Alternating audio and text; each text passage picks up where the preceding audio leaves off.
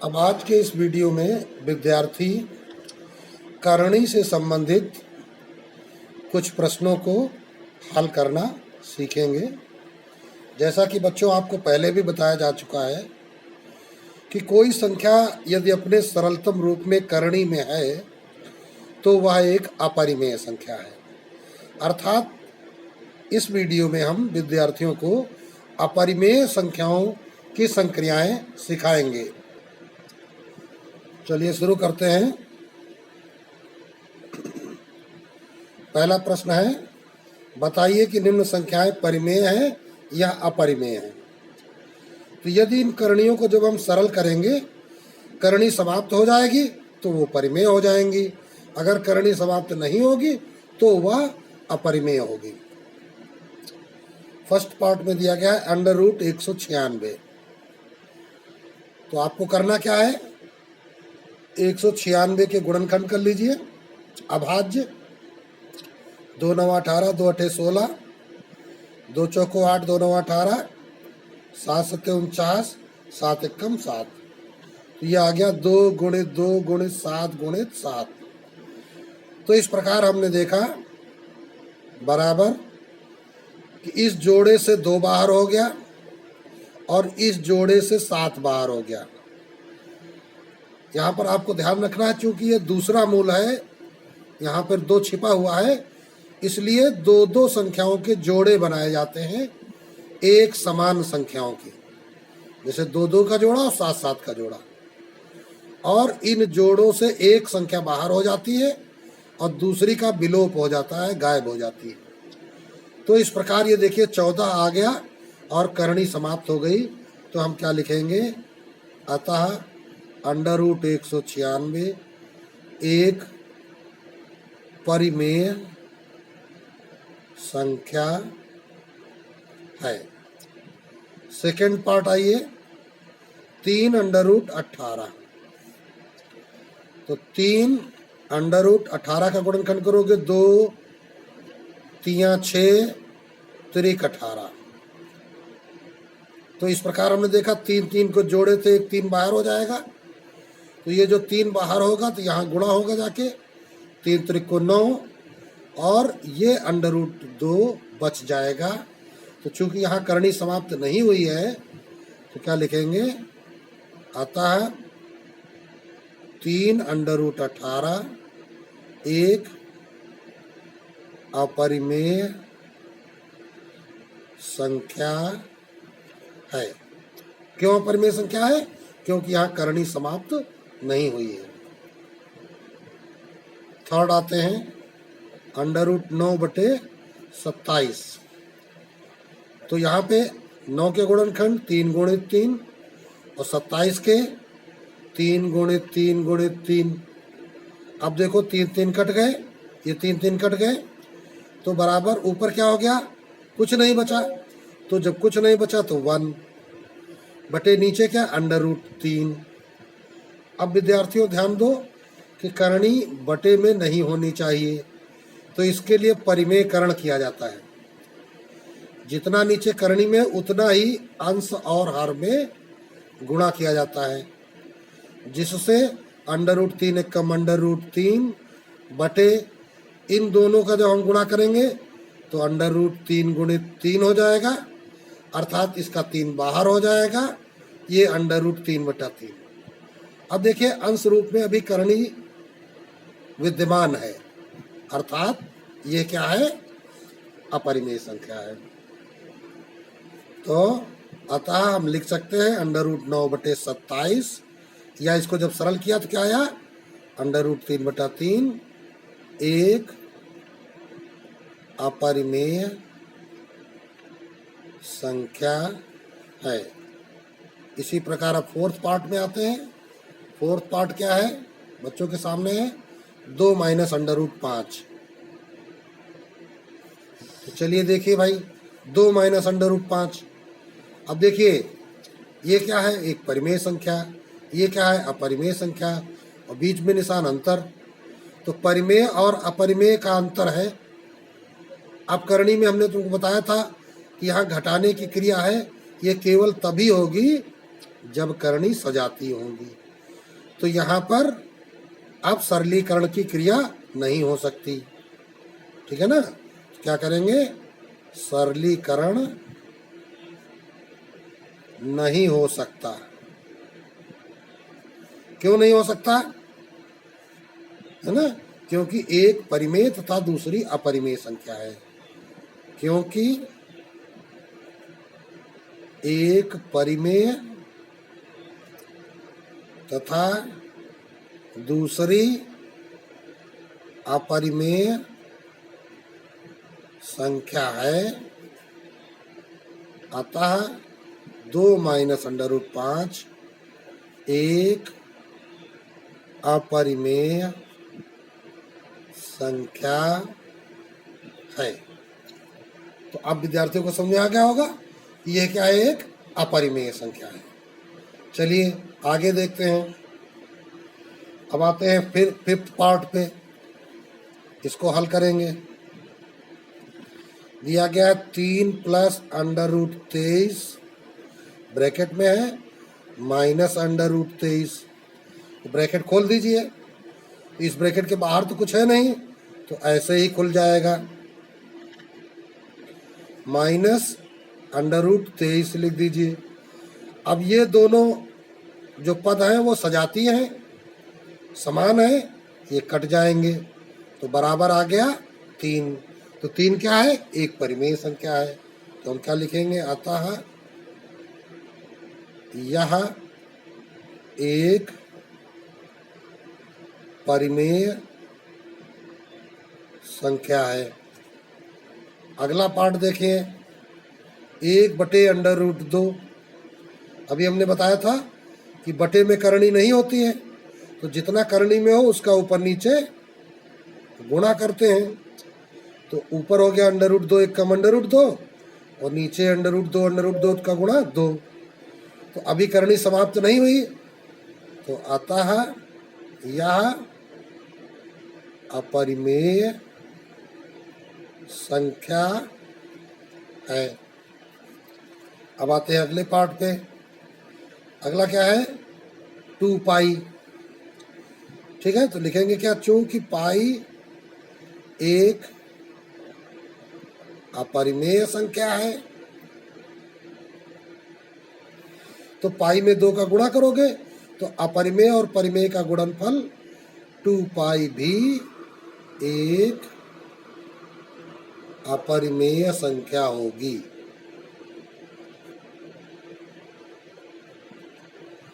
ठीक है, तो ये भी आपका कंप्लीट हो गया।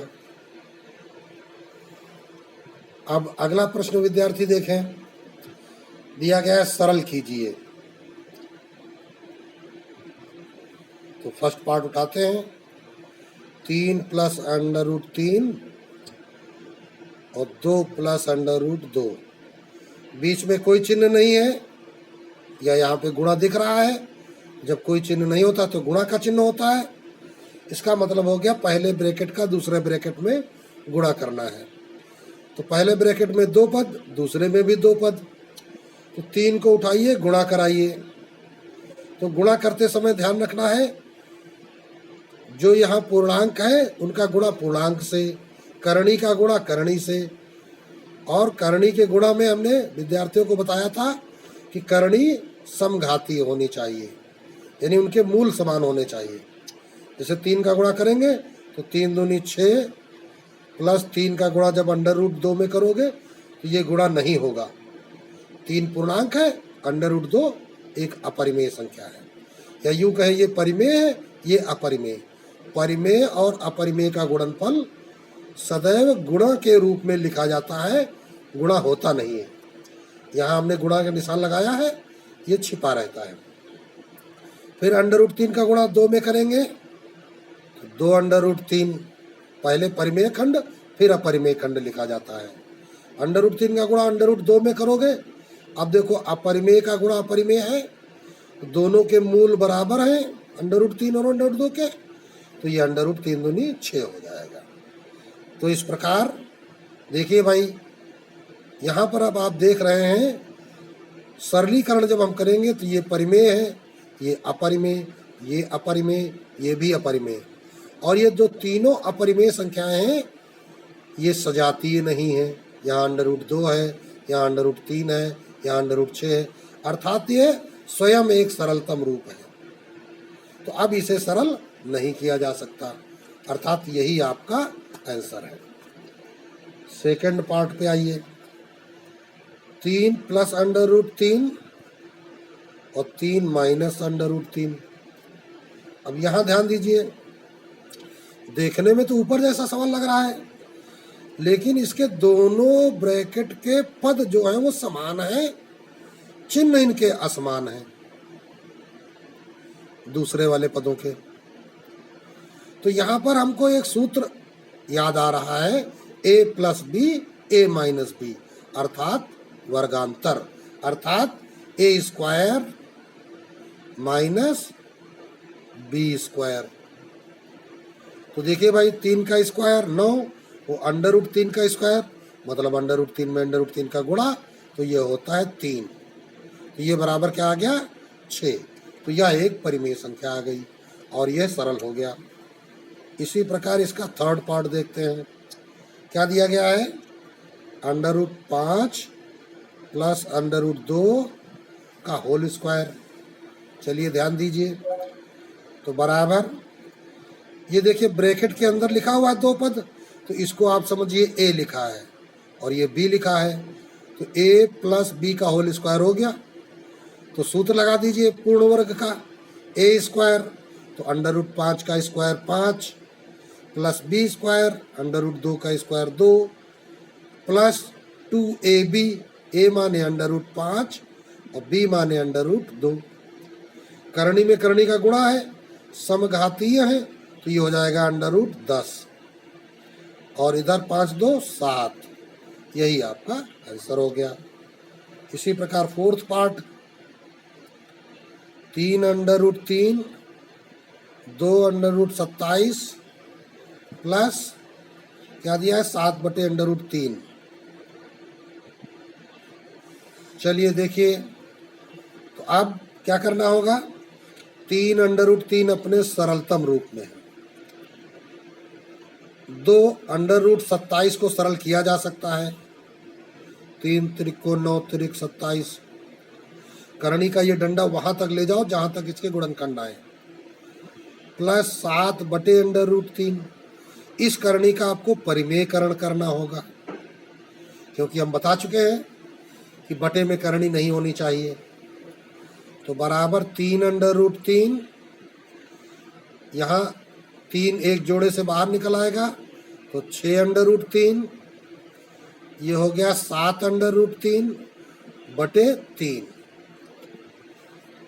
अब देखिए भाई, ये दोनों सजातीय हैं, 3 √3 और 6 √3 बन गए 9 √3 और ये 7 √3/3। अब देखो, ये भिन्न के रूप में है, तो इसका तिरछा गुणा हो जाएगा, तो बराबर 3 9 27 √3 में ये 7 √3 जुड़ जाएंगे, तो 27 7 34 √3/3। तो इस प्रकार यह आपका पूरा हो गया। अब देखिए हल करेंगे हम कौन सा? ये फिफ्थ पार्ट, 3/√8, ये बराबर के निशान के बजाय ऐसा निशान लगा लीजिए, प्लस 1/√2 यहाँ बराबर। √8 सरल होगा, तो 3/√2 × 2 × 2 प्लस 1/√2, तो यहाँ से 2 बाहर निकल आएगा, तो 3/2 प्लस 1/√2। अब देखें विद्यार्थी, ध्यान दें कि वैसे तो हमें परिमेयकरण करना चाहिए, इसका अलग इसका अलग, लेकिन नहीं, अब पहले इसको सरलीकृत किया जाएगा, फिर इसके बाद देखा जाएगा कि आवश्यकता है परिमेयकरण की नहीं। तो इन दोनों का लासा लेंगे तो हो जाएगा 2 √2।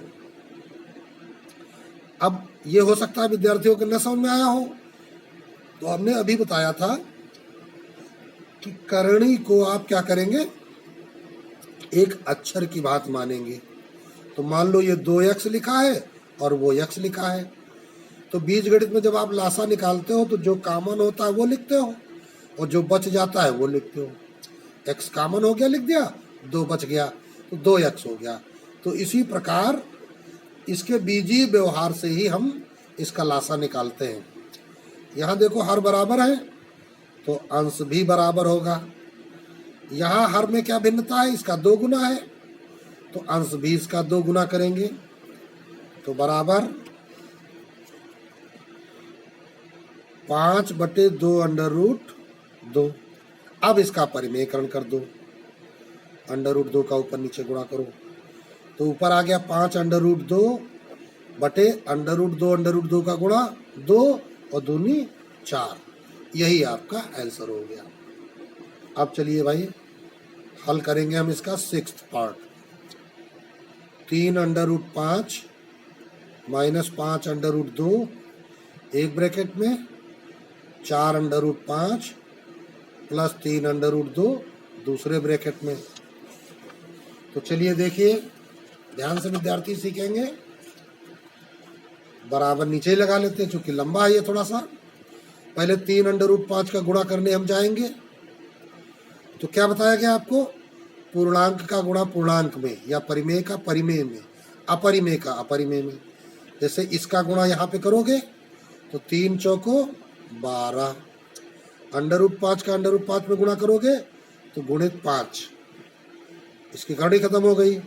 अब इसका गुणा यहाँ करोगे जाके तो प्लस 3 त्रिको 9, अंडर रूट 5 का अंडर रूट 2 में अंडर रूट 10 माइनस, अब इसका गुणा यहाँ करोगे 5 चौको 20, अंडर रूट 2 का अंडर रूट 5 में अंडर रूट 10 माइनस का गुणा प्लस में माइनस, 5 तिहाई 15, अंडर रूट 2 का गुणा अंडर रूट 2 में गुणित 2 तो 12 पंचे 60 और ये देखो प्लस 9 अंडर रूट 10 और ये माइनस 20 अंडर रूट 10 सजातीय हैं।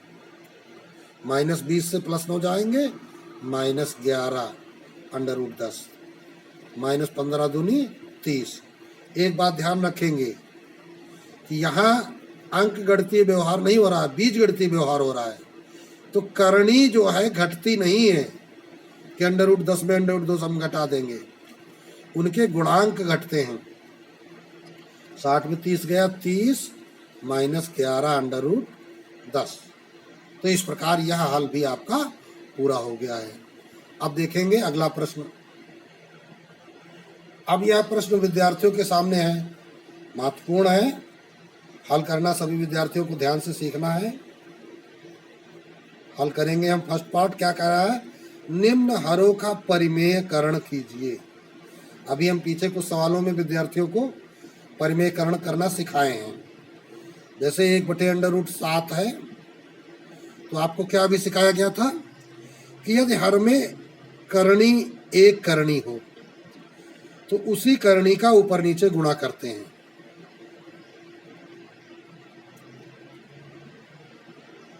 तो इससे फायदा क्या मिलता है, ऊपर √7 एक कम √7 और नीचे से करणी गायब हो गई 7। ये आपका आंसर हो जाता है। सेकंड पार्ट देखिए, 1/√7 माइनस 2। अब यहां देखिए हर में कितने पद हैं, 2 पद, और इन 2 पदों में एक है करणी वाला अर्थात अपरिमेय और एक है परिमेय। कोई फर्क नहीं पड़ता है। यदि किसी अपरिमेय संख्या में, ये पूरी की पूरी क्या है, अपरिमेय संख्या, इसका हर अगर 2 पदों वाला हो तो बीच के चिन्ह को पलटते हुए या विपरीत चिन्ह से इन्हीं 2 पदों से अंशार में गुणा करते हैं। √7 प्लस 2 पद वही दोनों रहेंगे, बीच का चिन्ह बदल देंगे। ये ध्यान रखना है। जब हर में पदों की संख्या 2 तो बराबर ऊपर 1 का गुणा करोगे तो वही आएगा √7 प्लस 2 और नीचे ध्यान दीजिए √7। अब ये देखिए दोनों पद तो एक जैसे हैं, चिन्ह बदले हुए हैं। तो a plus b, a minus b, अर्थात इनका गुणनफल वर्गांतर बना रहा है। तो क्या हो जाएगा, √7 का स्क्वायर माइनस 2 का square, a square minus b square का रूप बन जाएगा। तो बराबर √7 प्लस 2 बटे ये हो जाएगा 7 माइनस 4, तो ये रिजल्ट आ जाएगा √7 प्लस 2 बटे 3। ये इसका आंसर हो गया सेकेंड वाले पार्ट का। अब आते हैं थर्ड पार्ट। विद्यार्थी ध्यान दें, क्या दिया गया है, 1 बटे √7 माइनस √6, 1 बटे √7 माइनस √6। तो यहाँ भी वही काम करना है जैसा अभी ऊपर वाले प्रश्न में किया।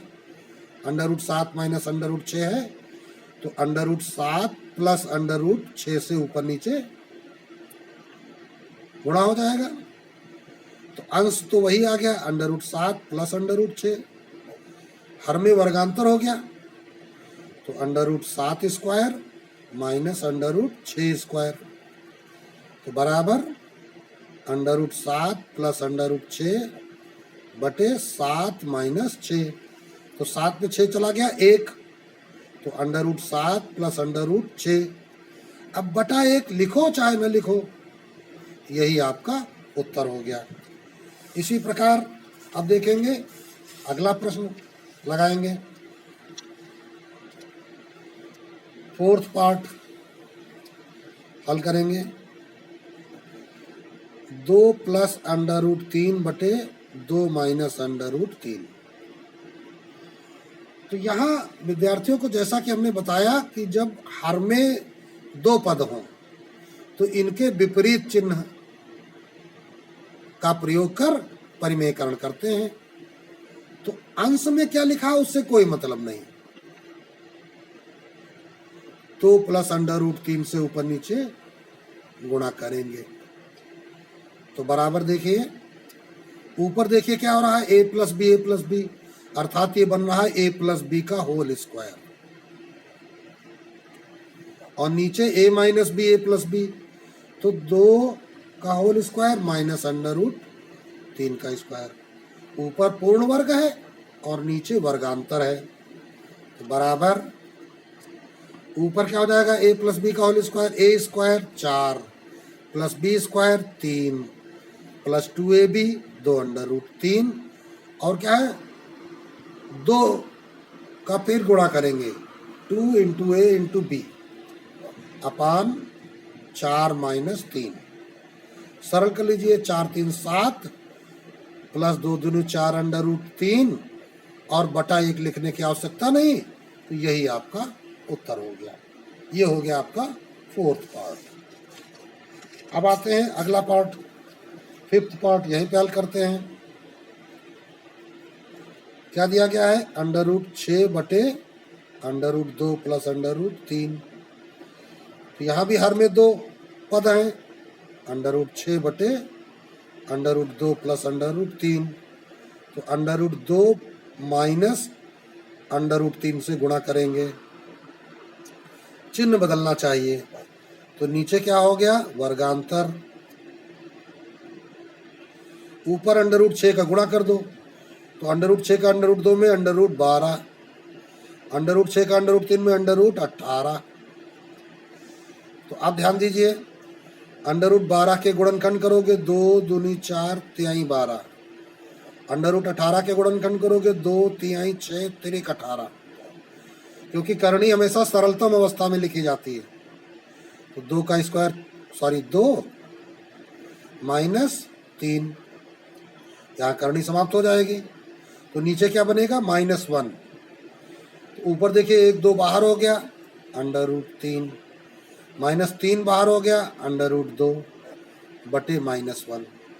अब जब आप -1 से भाग लगाओगे तो चिन्ह बदल जाएंगे, ये वाला धनात्मक हो जाएगा और ये वाला ऋणात्मक, तो 3 √2 माइनस 2 √3, ये आपका उत्तर हो जाएगा।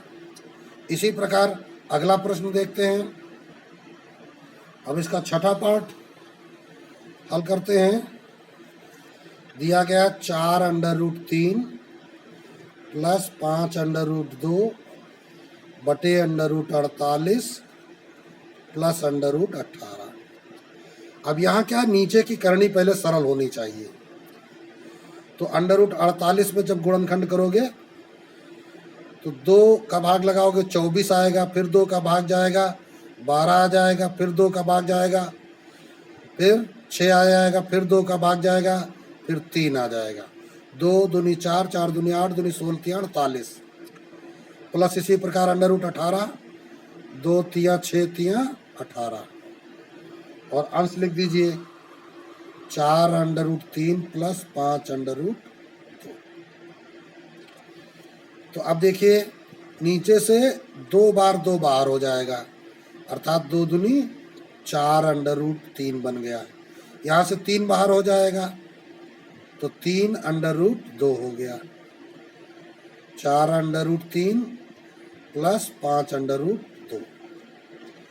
अब परिमेयकरण करने के लिए इन्हीं के विपरीत चिन्ह, तो 4√3 माइनस 3√2 से ऊपर नीचे गुणा हो जाएगा। ठीक है, अब इसका सरलीकरण करना है आपको। नीचे वर्गांतर हो गया 4√3 का स्क्वायर माइनस 3√2 का स्क्वायर। ऊपर देखिए 4√3 यहाँ से उठाओ और इन दोनों में गुणा कराओ, तो 4 चौको 16, √3 का गुणा √3 में 3 आ गया, 16 × 3, फिर 4 तें 12, √3 का गुणा √2 में √6 प्लस 5 चौको 20, √2 का गुणा √3 में √6, फिर प्लस माइनस माइनस हुआ, 5 तें 15 और √2 का गुणा √2 में 2 आया, तो 16 तिया 48। अब देखो ये माइनस 12 √6 और प्लस 20 √6 सजाती हैं तो घट जाएगा, तो प्लस के 8 √6 माइनस 15 दूनी 30 बटे 4 का स्क्वायर 16, √3 का स्क्वायर 3, तो 16 तिया 48। इधर आ जाओ, यहाँ पर √2 का स्क्वायर 2, 3 का स्क्वायर 9, तो 9 दूनी 18, तो बराबर 48 में से 18 चला गया 30, 48 में से 18 चला गया 30, यहाँ पे 48 में 30 गया 18 प्लस 8 √6। अब देखिए भाई ये 2 कॉमन ले लेते हैं ऊपर, 9 प्लस 4 √6 बटे 30, 2 से 30 कट जाएगा, 2 15 30, तो 9 प्लस 4 √6 बटे 15, ये आपका उत्तर हो गया। तो इस प्रकार आज हमने अपरिमेय संख्याओं की संक्रियाओं से संबंधित कुछ प्रश्नों के सरलीकरण विद्यार्थियों को सिखाए। ये प्रश्न विद्यार्थी स्वयं अभ्यास करें तथा करनी के अन्य प्रश्नों को भी अपनी कॉपी पर अभ्यास करें। यदि कोई कठिनाई हो तो उसे बताकर उसका समस्या समाधान पाएं।